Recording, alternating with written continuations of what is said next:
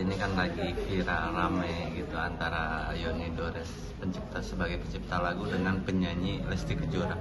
Mungkin tanggapannya dari Bapak seperti apa? Pertama sekali tentunya di era sekarang ini memang pemahaman tentang hak cipta di bidang lagu dan musik menjadi sesuatu yang marak dibicarakan di ruang-ruang publik.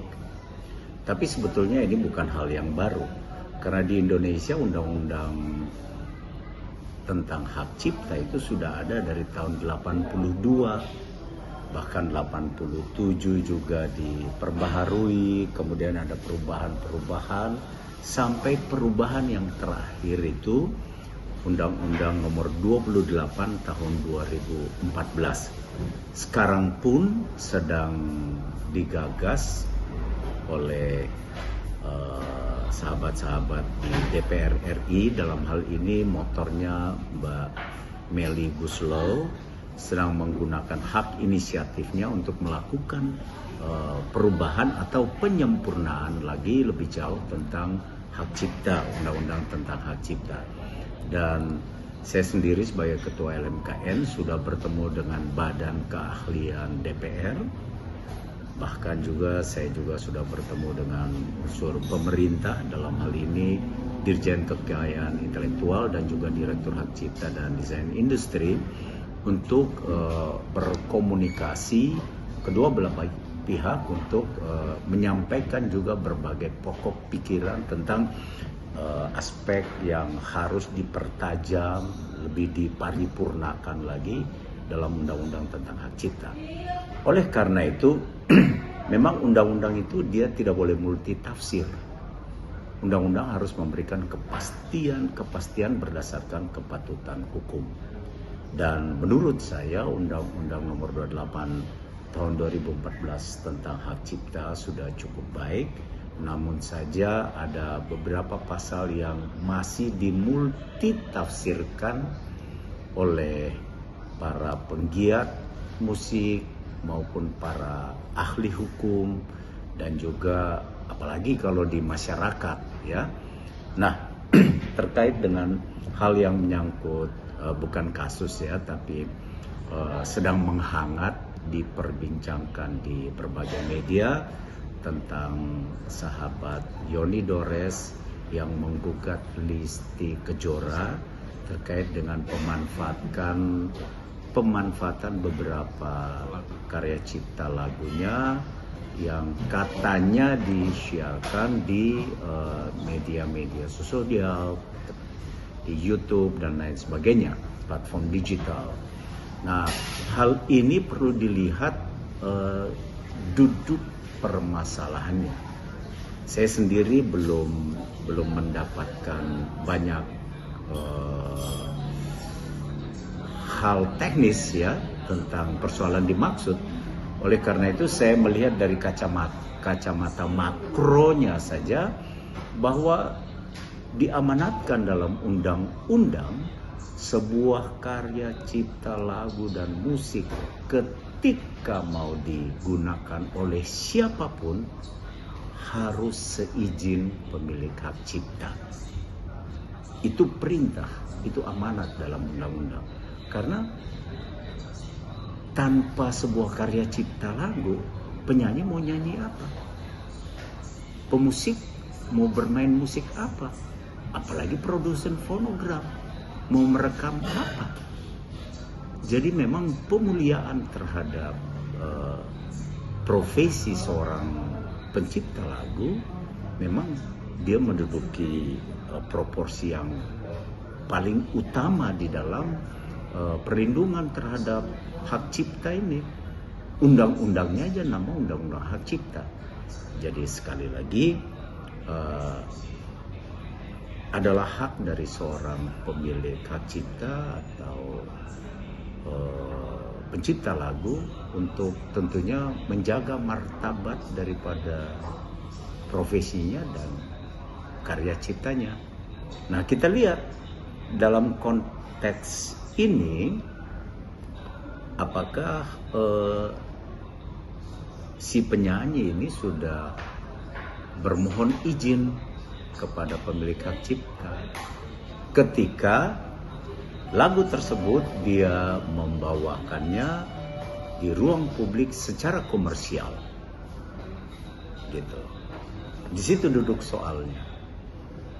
Nah, saya belum tahu persis Bung Yoni Dores ini sekarang karya ciptanya itu dia daftarkan atau dia kuasakan ke lembaga manajemen kolektif yang mana. Dulu ada di KCI, Karya Cipta Indonesia. Saya pernah jadi ketua umum dari Karya Cipta Indonesia juga. Nah, dulu itu Bung Yoni Dores ada di KCI. Tapi beberapa tahun ke sini saya belum mengeceknya lagi apakah masih di KCI ataukah di LMK lainnya, yang LMK Hak Cipta ya. Ada Pelari Nusantara, ada LMK Rai, ada LMK untuk lagu-lagu tradisional, ada juga LMK untuk khusus hak cipta itu, ada juga WAMI dan lain sebagainya gitu, ada beberapa LMK. LMK itu dia mengurusi tentang hak mengumumkan. Kalau mechanical rights, hak menggandakan itu direct langsung kepada si pemilik hak ciptanya. Tapi kalau hak mengumumkan itu undang-undang di Indonesia mengatur bahwa hanya bisa mendapatkan hak ekonomi dari hak mengumumkan itu manakala si pemilik hak cipta mendaftarkan karyanya atau menguasakan karya-karyanya itu melalui lembaga manajemen kolektif. Nah, sebagai ketua LMKN, saya mengkoordinir seluruh LMK di Indonesia, baik LMK hak cipta maupun ada LMK hak terkait. Kurang lebih ada 15-an, sudah mau 17 atau 18 lagi gitu. Karena undang-undang membuka ruang untuk membentuk LMK sesuai dengan tata syaratnya gitu. Jadi nanti saya akan mengecek juga di kantor saudara pencipta lagu Yoni Dores, dia senior memang, karya cipta lagunya itu sekarang ada di LMK yang mana. Begitu. Mungkin Pak, wajar nggak sih pas ketika Pak Yoni ini melaporkan seorang Lesti Kejora terkait hak cipta ini?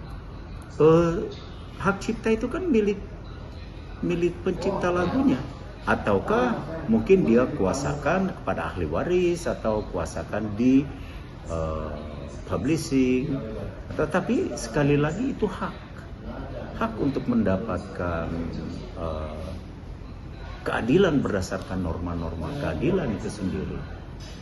Cuma alangkah eloknya jika dikomunikasikan dulu oleh pihak pemilik hak cipta dengan pengguna untuk apakah misalnya dicapai musyawarah mufakat. Tapi saya mendengar ya dari berbagai sumber yang juga cukup terpercaya bahwa ternyata Bung Yoni Dores sudah mendatangi ke rumah, menurut informasi begitu, sudah coba menghubungi tapi mungkin belum terkonek, belum tersampaikan ya, yang paling tahu kan mereka berdua gitu. Tapi sebagai ketua LMKN saya mengimbau supaya kalaupun sudah masuk di ranah hukum pelaporan, kan masih ada ruang untuk mediasi, duduk bersama-sama secara kekeluargaan untuk mencari solusi-solusi yang paling bijak. Tapi saya mau tekankan di sini, menggunakan sebuah karya cipta, lagu atau musik harus seizin pemilik hak ciptanya. Bisa saja pemilik hak cipta ini sudah menguasakan kepada LMK atau sudah kuasakan juga kepada penerbit musik atau publishing, sehingga wajar harus seizin, harus minta kulonungun lah gitu. Begitu.